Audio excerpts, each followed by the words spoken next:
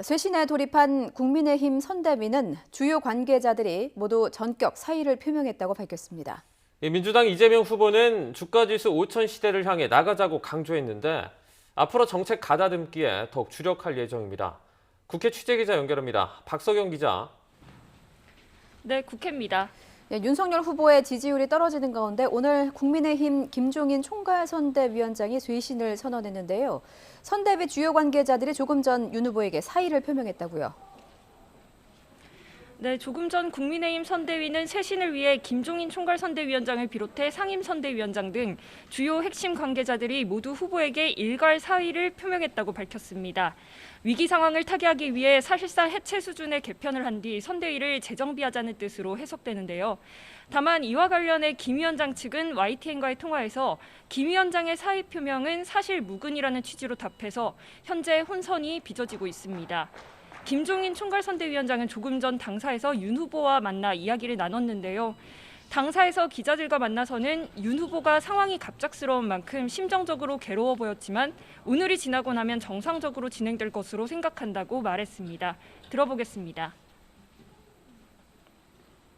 일단 지금 진행된 과정 관련해서 얘기를 갖다 했으니까 뭐 지금 후보로서는 지금 갑작스럽게 자기 그런 얘기가 다 들었기 때문에 조금은 좀 심정적으로 괴로운 것 같은데 아마 오늘 저녁이 지나고 나면은 아마 정상적으로 가지 않겠나 이렇게 생각해요.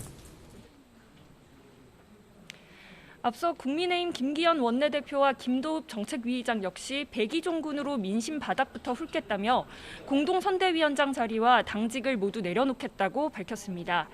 신지혜 새시대 준비위 수석 부위원장은 이준석 대표를 정면으로 공격하면서 조직 쇄신 요구와 함께 사퇴했고 김한길 새시대 준비위 위원장도 신지혜 수석 부위원장에게 더 씌워진 오해를 넘어서지 못한 데 대해 책임을 통감한다며 사의를 표명했습니다.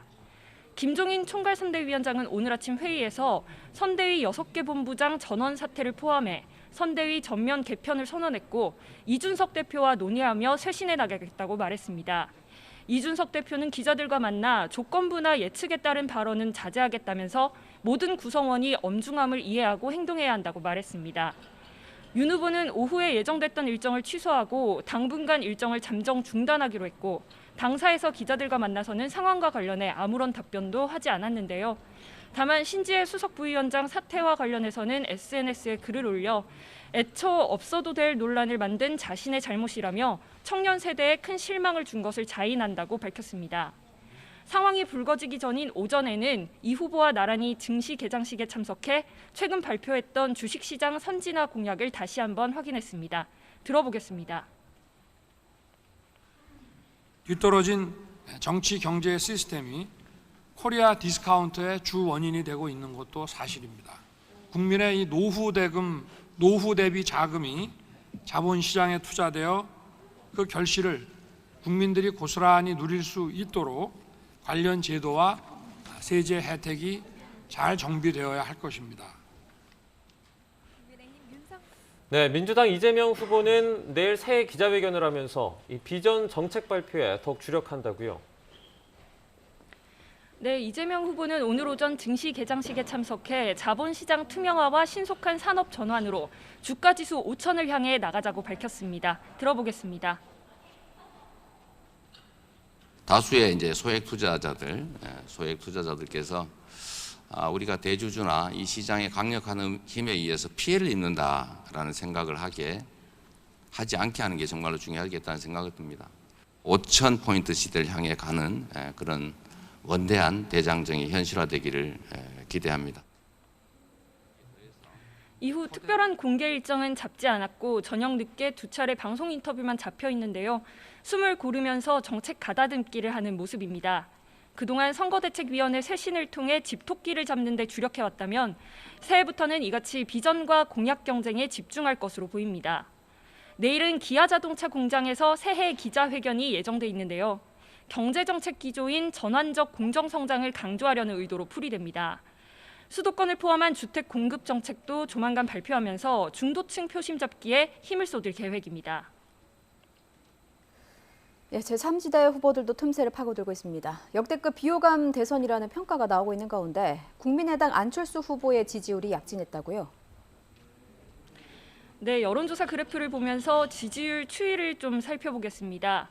12월 3주차에서 4주차로 넘어가는 여론조사를 보면 양강 후보 지지율이 소폭 하락했고 제3지대 후보, 특히 안철수 후보의 지지율이 눈에 띄게 상승했습니다.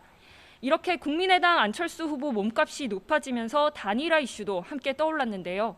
국민의당 권은희 원내대표는 오늘 CBS 라디오에서 설 전에 야권 내 골든크로스, 다시 말해 안 후보가 윤 후보를 이기는 상황이 이뤄질 거라고 내다봤습니다. 직접 들어보겠습니다. 좀 여유롭게 잡아서 설 전에 이 양자 대결 구도 안철수와 또 다른 후보의 양자 대결 구도가 이루어질 수 있을 거라고 보고 있습니다. 단일화에는 거리를 두면서 국민 요구를 수용해 끝까지 경쟁하는 모습으로 임하겠다고 강조했는데요. 오늘 안 후보는 대구 경북 신년 교례회에, 정의당 심상정 후보는 신년 정치 대개혁 토론회에 참석합니다. 새로운 물결 김동연 후보는 미래당 전국 대표단과 간담회를 열고 선거 연합 방안을 논의했습니다. 지금까지 국회에서 YTN 박서경입니다.